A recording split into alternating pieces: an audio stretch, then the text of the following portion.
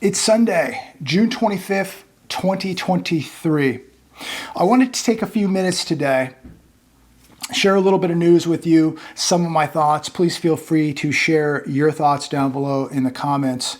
And I will start with this. We are living in some very, very dangerous times, tumultuous times. Just yesterday, reading some of these articles, watching some of this news yesterday and today, what's happening in Russia right now, this civil war that is breaking out, where you have this Wagner militia now contesting Vladimir Putin and the Russian army. And this could get very, very interesting. How much of this is real? I don't know. You have to take it for what it's worth. Don't believe everything you see or hear, that's for sure. But it's getting very, very interesting, and you're dealing with a country that is a nuclear superpower. And I think this could get very, very dangerous.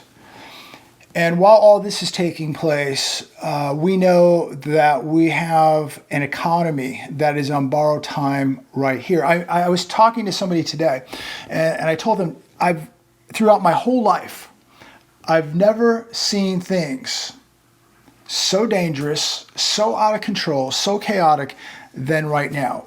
What's happening geopolitically, socially, economically, spiritually, everything is out of control at this point.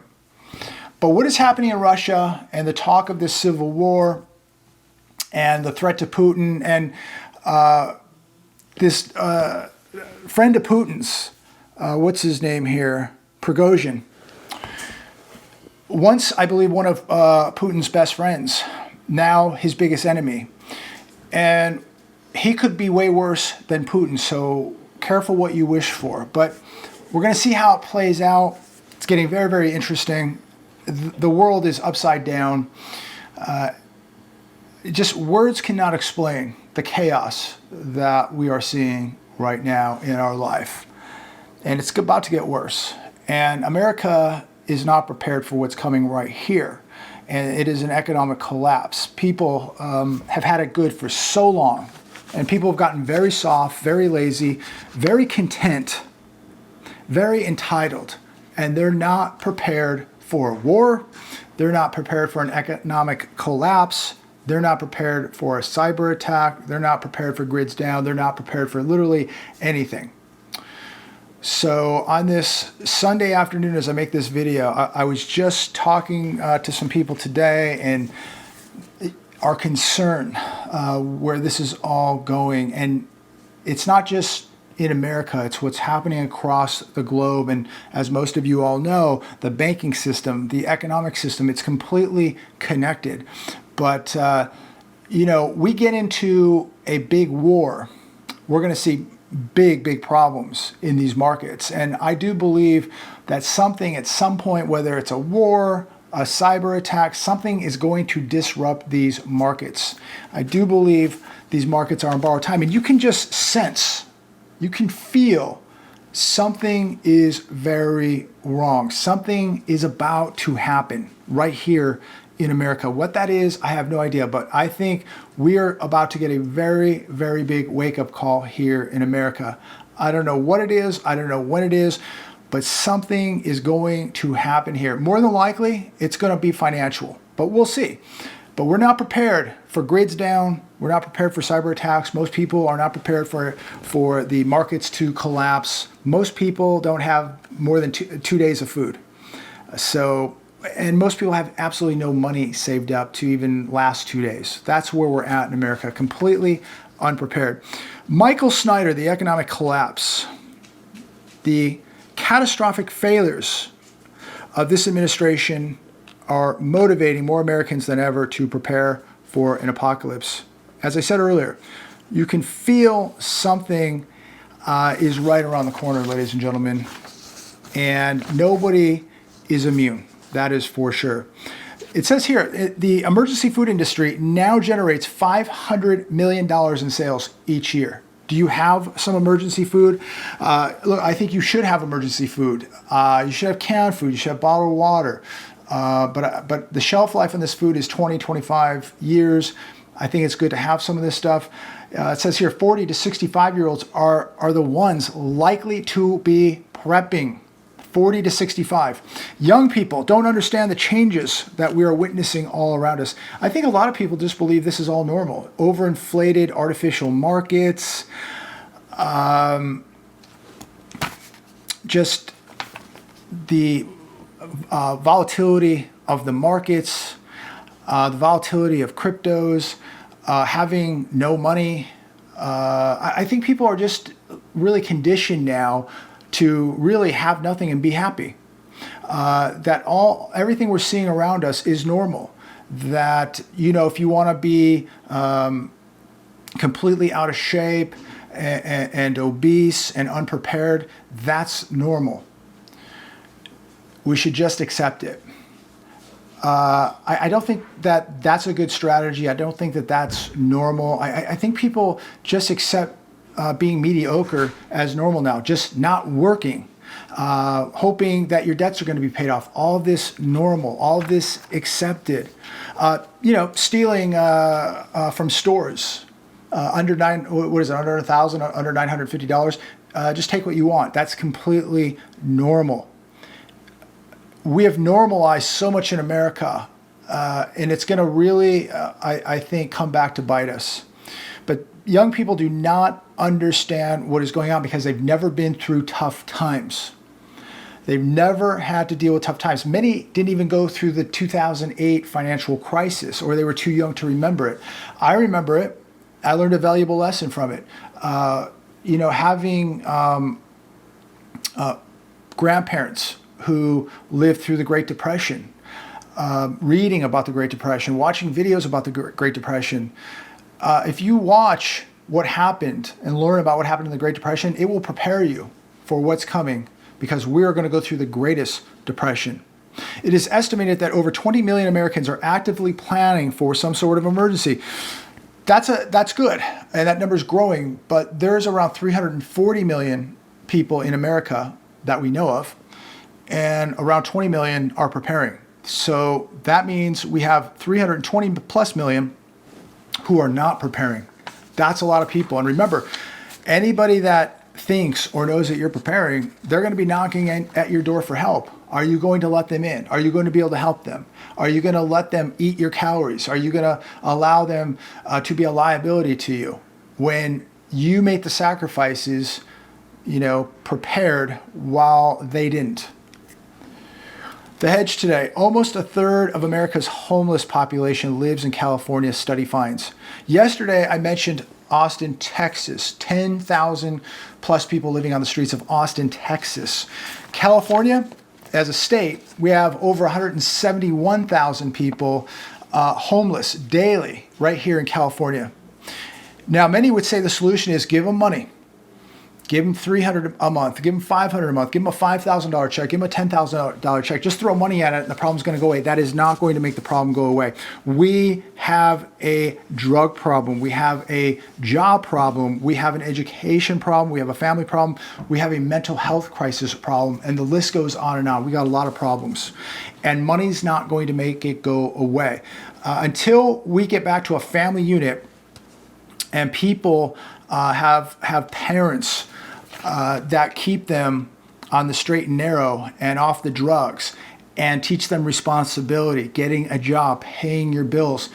We're going to have just a complete lawless society here where people do drugs, where people rob, where people steal, where people expect a handout, where people don't respect an education. You look at China and the citizens in China, they respect education. They're not running around looting and robbing stores, and you know exactly why, what they would do. They don't have a drug epidemic in China. So something's going on here in America, and I think that the family unit has completely broken down. And when you don't have a strong family and you allow the state to raise your kids, this is what you're going to get. And we have a full-blown crisis now on the streets of America. And they say it's 171,000 homeless in California. I would probably argue that the number is much higher than that. But again, it all starts at home. Money is not going to solve this problem. Money is not going to make it go away. When you lose the family unit, when you lose the morality, this is what you get. Now we have a huge mess on our hands, and we cannot contain this problem. It is growing out of control. And now, with this economy collapsing, it is going to exacerbate this problem to a degree that nobody is ready for. The Hedge today, San Francisco ranked worst run city in America. Wallet Hub analyzed 149 cities, and San Francisco came in last place. Think about that. They were once the crown, arguably one of the most beautiful cities in America. And look how it has fallen. And you know, these people that say this can't happen, that could never happen, that's doom and gloom, that's impossible, can never happen. You look at a city like San Francisco, that was just a gem of a city here in the United States, has now fallen to the worst run city in all of America. Anything is possible, ladies and gentlemen. You're watching what was once impossible now become very possible. Corporate bankruptcies and defaults are surging. Here's why. This on CNBC. Expect more layoffs, ladies and gentlemen, and more bankruptcies. Corporate defaults rose last month with 41 in the U.S. so far this year. That is more than double the same period last year. Companies are defaulting because of uncertain economic conditions and heavy debt loads. High interest rates have made it difficult to refinance. We're now seeing bankruptcies at 2010 levels, and we're going to see more. And again, it's the economic conditions and it's the heavy debt loads. And this is why everybody watching this video needs to be eliminating debt, because just like a company or a corporation, the more debt means the more liability. And in your household, the more debt you have, the more liable you're going to be to a catastrophic disaster here, just like corporate America is beginning to see, just like commercial real estate is beginning to see. We're going to see more bankruptcies, not just in corporate America, but households across America. And the reason why, because of the massive amounts of debt. People took on too much debt. A lot of people got suckered and bamboozled into all the FOMO to go buy a house, go buy a car, go get a college degree that's worthless, but pay $80,000 for it. So cars, houses, degrees, credit cards, people are sitting on massive amounts of debt. And just like these corporations, they're going to go bankrupt. And they're going to go bankrupt at a very, very bad time. Going bankrupt during an economic collapse, destroying your credit, you're not going to be able to take advantage of the sales, of any opportunity. You're going to have a very difficult time to find housing. How do you rent an apartment, buy a house, survive when you have destroyed credit during the worst of times? You won't even have a credit card. This is going to really put a lot of people in jeopardy. They're not thinking about the risk that they're taking now by taking on all this debt. Everybody just thought that everything was going to keep going up, that everything would be fine. The stock market would go up forever. The housing market would go up forever. Maybe more stimulus checks would show up, that there'll be more handouts, and it's not going to happen. Jerome Powell said 2 more rate hikes this year. They're not going to cut rates till 2025. Look, they could change their mind, of course, but I do believe we will get 2 more rate hikes this year. That means your credit card rates are going up, mortgage rates are going up, car loans are going up. Debt is going up, ladies and gentlemen, and it's going to get harder and more difficult to borrow money. So if you're a small business and you need to borrow money to buy material, to expand, or to open a business, it's going to be very, very difficult because the banks are going to be tightening up. Here's another one from the Hedge today. Money supply growth falls by Depression-era levels for second month in April. Money supply contraction is the largest we have seen since the Great Depression. Recessions typically precede slowing rates of money supply. And remember, we have inverted yield curves. We've got this tightening money supply now, this contraction. We're beginning to really see layoffs continue to fire up. And what was it, last week and the week prior, 262,000 people filed jobless claims. The money supply has fallen by $2.6 trillion, or 12%, since the peak in April 2022. Now, as all of you know, without access to the easy money and at rates near zero, banks are not enthusiastic to make loans. Again, this is going to hurt especially small businesses that rely on credit, that run their businesses on credit, businesses that need to borrow to expand, and new businesses where you need to borrow money to open up a new business or to expand an existing one. This is all drying up. So this is going to mean big trouble for the U.S. economy. And as we see more bankruptcies in America, as we see this contraction in the money supply and banks not wanting to make loans, guess what? That means more layoffs because businesses can't expand. Many businesses will close. Many are going bankrupt. So that means people are going to be losing more jobs. So comment down below. Just wanted to spend a few minutes today and just share a few things on my mind. But this whole thing now in Russia is really going to get very interesting. I think it's very concerning because you are talking about a massive nuclear powerhouse here, and who knows what could happen over there, and who knows what and who controls that country if this civil war is successful and they do overtake Putin. Who is going to run the country? How is it going to be run? How much worse could it be? As they say, careful what you wish for, because you might not like Putin, but what replaces him could be 10 times worse. So let me know your thoughts on that. But very, very interesting what's happening around the world. And I do believe that we are getting really, really close to really not just one event, but many events taking place right here in the U.S. And it's going to be, no doubt, financial, and it's going to change the way we live, without a doubt. Could this whole thing with CBDCs? Somebody asked me my opinion of that. Wanted me to talk a little bit about that. I don't have much of an opinion on it right now, other than I don't like it. I think it's way too much control. You wouldn't even be able to tip your babysitter, your landscaper, your pool cleaner without them knowing exactly what you're doing and making sure that that money's taxed. You want to give somebody a $20 tip? They know it. It's taxed.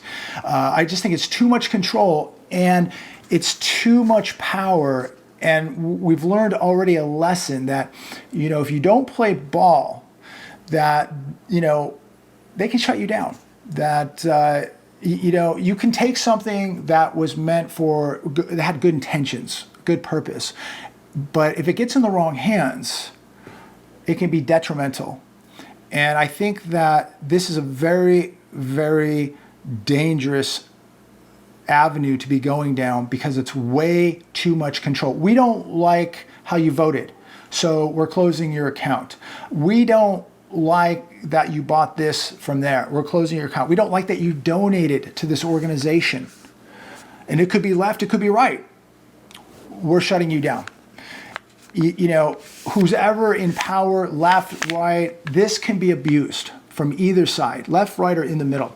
And I just think it's too much power and there's too much temptation for this power. And I just don't think it should be allowed. Again, they're going to follow every cent you spend. They know where you spent it, when you spent it, how much you spent.